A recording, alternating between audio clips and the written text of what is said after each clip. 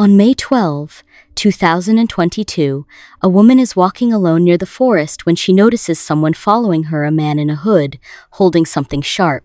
Feeling unsafe, she tries to defend herself, but the man overpowers her and forces her down. Just then, an elderly man from a nearby balcony spots them.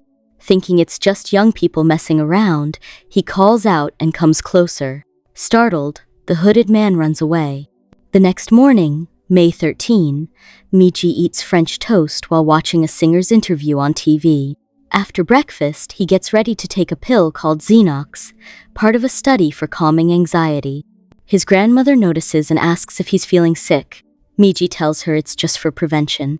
She becomes worried and warns him the pills could harm his liver. She suggests he eat grapes instead, saying they're good for calming the nerves. As Miji gets ready to leave the house, his grandmother gives him a small bag with some French toast for the day. He heads out to study for his upcoming exams. Sitting on a bench, he tries to review his notes, even though a nearby couple is distracting him with their public display of affection. Later, Miji visits Roselot Clinic to see Dr. Gyula, who had prescribed him Xenox as part of a research study. The doctor asks if he's still participating, and Miji says yes, adding that he wants to increase the dosage. Dr. Gyula advises against it, saying Miji's anxiety levels seem low. Instead, he suggests a simple breathing technique to help manage stress. When asked about side effects, Miji says he hasn't noticed any. The doctor gives him 30 more pills and tells him to come back in a month. Afterward, Miji arrives at school, where he's asked to draw a number to choose his exam topic. He picks number 8, which turns out to be about Matthias and the Raven King's politics. During the test, Miji notices one classmate using hidden notes and another listening to answers through earbuds. Soon, the teacher calls both Miji and Yanka to present their topics. Miji struggles a bit while speaking, and Yanka looks confused when the teacher switches to English. After the exams, Yanka invites Miji to a party, but he politely declines, saying he needs to head home right away. That evening, Miji watches TV with his grandmother. She tells him she's proud of how he's doing in school and asks if he's going to the party. Miji says no, he doesn't feel comfortable around most of the other students. Before going to bed, Miji glances at a photo of Yanka on his wall. It's clear he has feelings for her. While checking social media, he sees a post from the party where Yanka is having fun. Feeling a sudden mix of curiosity and emotion, Miji decides to get dressed and head to the event. On the way there, he tries calling Yanka, but she doesn't answer. Instead, they begin texting. Yanka steps outside to find a quiet place to talk. As she does, something unexpected happens. Someone suddenly appears and pulls her away from the party area into the forest. A serious situation unfolds, but no one nearby seems to notice right away. When Miji arrives, a police officer is already at the scene, asking people if they saw anything. Miji looks around and realizes the place is under investigation. He tries calling Yanka again. Just then, he sees her being taken into an ambulance, with medical staff working to help her. Shocked by the sight, Miji begins to panic. He remembers the breathing technique Dr. Gyula taught him and uses it to stay calm. As the ambulance pulls away, Miji runs after it, but the vehicle stops suddenly. He accidentally runs into it and falls. After waking up, Miji finds himself in a hospital room. An older man with a red nose, who introduces himself as Yosi, greets him kindly. Miji, still dazed, asks about Yanka and tries to leave the room to find her. A nurse stops him and tells him there's no patient with that name in the hospital. She gently urges him to rest, and he returns to bed. Later, Yosi offers him a small drink, saying it helps calm the nerves. After tasting it, Miji suddenly feels dizzy. When he opens his eyes again, he's back at home. His grandmother is there, telling him to eat grapes because they're good for calming the mind. Confused, Miji looks at the TV. The same morning interview he watched before is playing. He asks his grandmother what day it is. She replies, "Friday." Checking his phone, he sees the date. May 13, 2022, the day of his graduation. Puzzled but going along with it, Miji gets ready. His grandmother gives him a small bag of French toast before he leaves. On his way out, he stops to study his notes and notices he's sitting next to the same couple he saw before. While heading to Rosialock Pharmaceuticals, he throws the bag of toast into a nearby trash bin. At the clinic, he meets with Dr. Gyula again. The doctor asks if Miji has experienced anything unusual after taking the medication.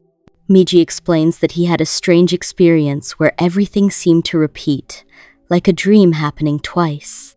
Dr. Gyula listens carefully, then asks his assistant Andrea to write it down.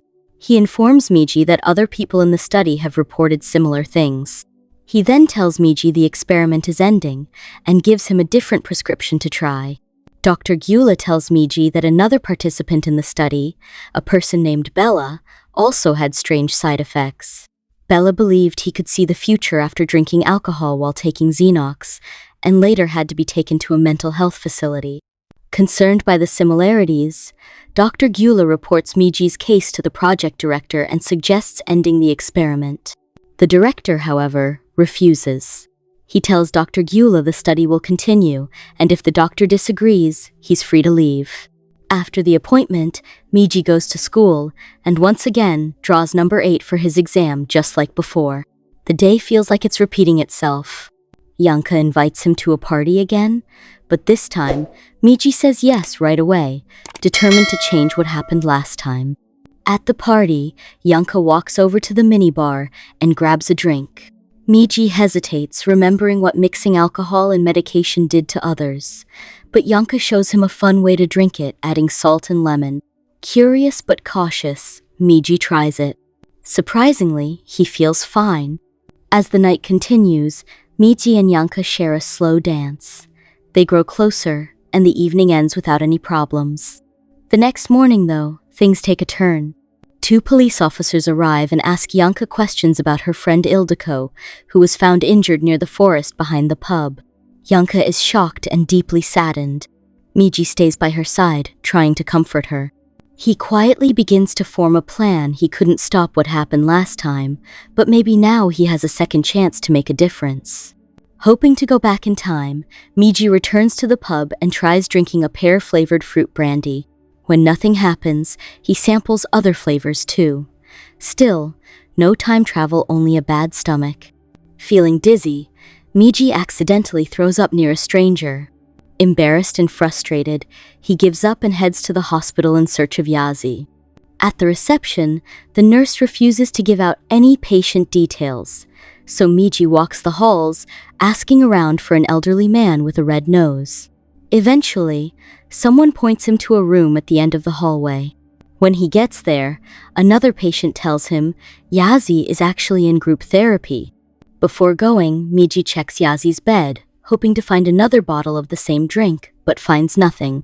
A nurse spots him and warns that he'll be removed if he continues searching rooms without permission. Finally, Miji finds Yazi sitting quietly in the therapy room. At first, Yazi denies having any drink on him, but Miji, desperate, checks Yazi's coat and discovers a small bottle of lemon-flavored fruit brandy. Just as he's about to take a sip, security arrives.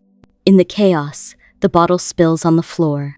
Thinking quickly, Miji leans down and touches the liquid to his lips. As the guards drag him away, everything around him starts to spin. Suddenly, Miji wakes up again on the morning of May 13, 2022. He's back. This time, he rushes out of the house, forgetting the French toast his grandmother always packs.